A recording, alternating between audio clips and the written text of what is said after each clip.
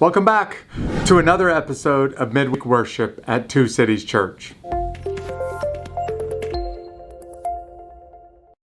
Thank you for joining us. My name is Jeff, and we are going to continue studying about what happened to Jesus after he came out of that tomb on Easter Sunday. If you want to know more about this episode, you can read about the scriptures that we're going to look at and the topic that we're going to discover in the notes, but you'll also see that there's a link to a YouTube video. If you haven't been with us for the last couple of weeks, or maybe you've never seen this broadcast and you don't really know who we are and what we're all about, we wanted you to be aware of why we do this thing each week. So after this episode is over with, why don't you go ahead and just click that link and go check out the video. It will give you more information about our church, more information about where we are and who we are. We're using this theological phrase that the big brain smart guys and gals came up with called ascension, Jesus's ascension. And that word, or Jesus's exaltation, that's the word that we're using, the big phrase that we're using. The word exaltation just means to magnify, to lift up, to make a big deal about. And we should make a big deal about Jesus, about every bit of Jesus's life, his existence, his work, and what happened to him after he came out of that grave. So if you look on the screens, you'll notice that we covered 2 weeks ago his resurrection. We described Easter Sunday and the significance, not the events so much, but the significance of his resurrection. Last week, we talked about his ascension and how for 40 days he walked on this earth and he ate with people and he had conversations with his disciples. He gave them this famous mission, and then he left earth right in front of their eyes and went back to his real place, the place that he rightfully belongs. He went back to heaven.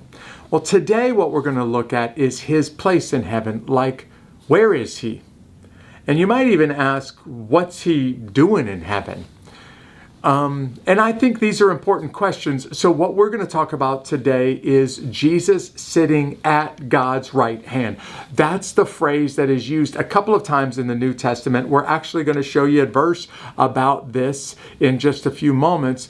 But that phrase, right hand, is really, really important.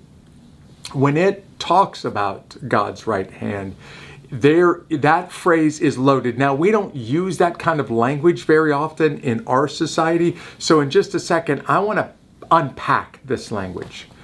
But we know that he's at God's hand, at God's right hand. We know that he is sitting at God's right hand. I want you to think about like a king on the throne, sitting on his throne. And typically there's a smaller seat right next to the king's seat. Usually it's the queen. However, sometimes it's the crown prince that sits on that smaller seat. You want to take a guess on which side of the throne that smaller seat is? You nailed it. It's the right side, the king's right hand. Well, this is what the Bible says about Jesus, that he is sitting at God's right hand right now. I'm not making this up. It's right there for you. I'm going to read for you Ephesians chapter 1, verse 20 in just a second. I'm going to put it on the screens so that you can see it. I want you to hear it with your ears. I want you to see it with your eyes. But I'm going to ask you, would you read it out loud?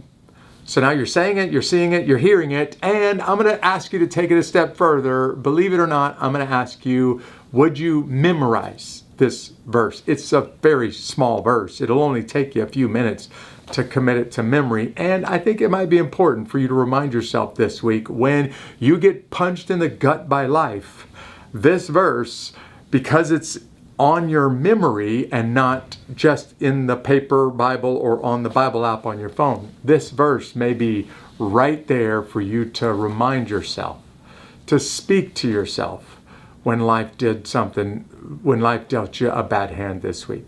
Here it is. This is Ephesians chapter 1, verse 20. And here's what the verse says.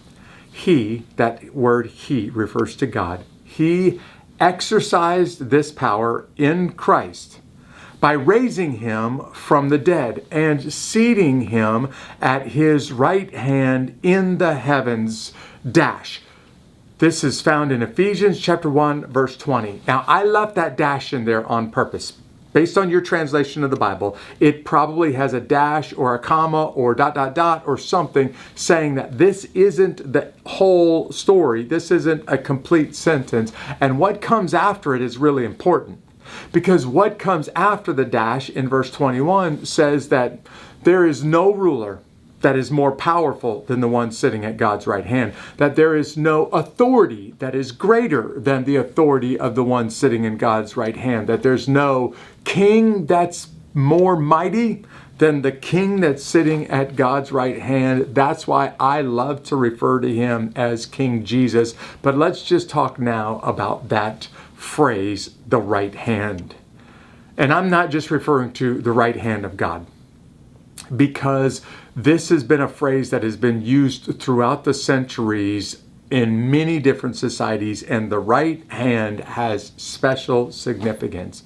Did you know that a king would wear his signet ring on his right hand? And that is to remind people that the king's seal, the king's authority, the stamp that makes what the king said law, was on that right hand.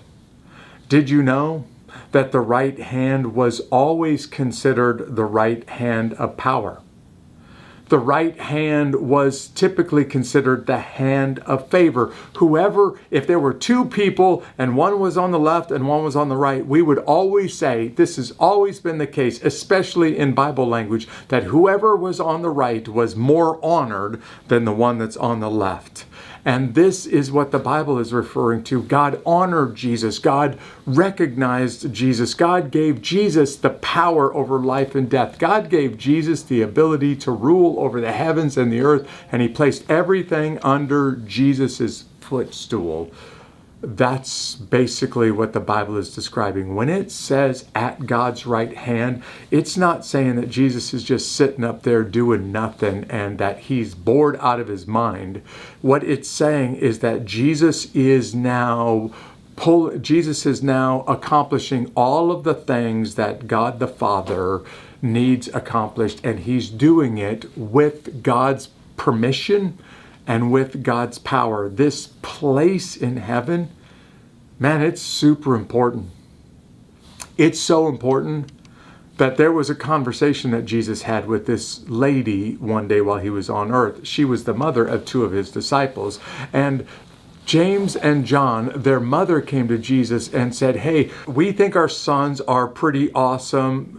We want you to show everybody how awesome they are. So we have a favor to ask of you. And then James and John's mother asked this: when you enter into your kingdom in heaven, Jesus, let my sons sit at your right and at your left hand.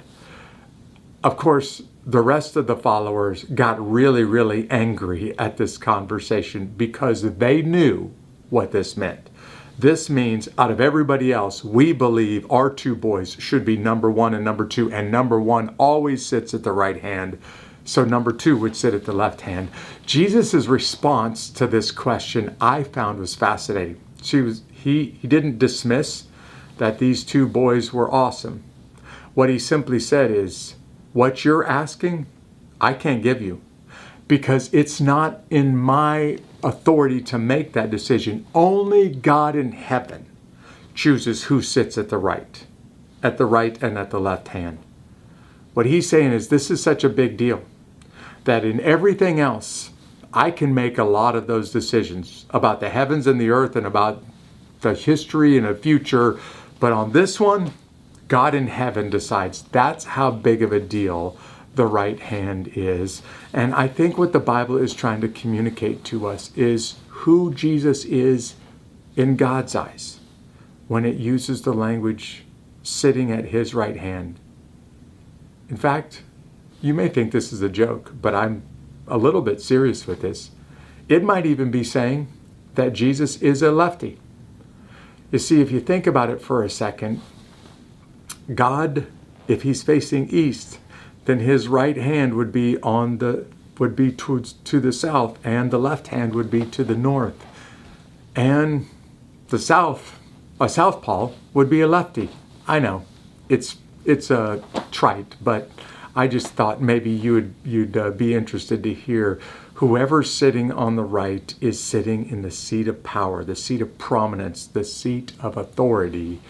And the Bible makes it very clear that Jesus is sitting at the right hand of God until Stephen gives his life up for the faith, the first martyr for the faith, who dies for the belief that Jesus really was the Son of God. And when Stephen sees Jesus, he is at the right hand. Jesus is at the right hand of God. He's just not sitting. He's standing at God's right hand and almost giving a standing ovation to this great man whose faith was more important to him than his own life. So here's the way I want to wrap this episode up today, with a question. And it's a question about your life and about your circumstances and about your day today.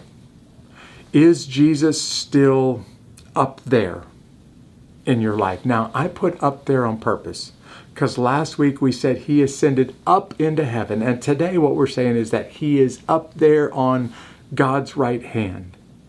But I want to ask you, is your view of Jesus that he's so far away, he's a million miles away, he might be on the other side of the universe right now because that's how far away he feels to you? Is he up there? Or even though he's at God's right hand, do you feel him intimately? Do you feel him personally? Do you feel him down here in your heart and not just up there in heaven? And this is a question I would love for you to think about, love for you to talk about it. If you got some friends or some family watching this, why don't you guys have an honest conversation about this question? Thanks for joining me. Have a great week.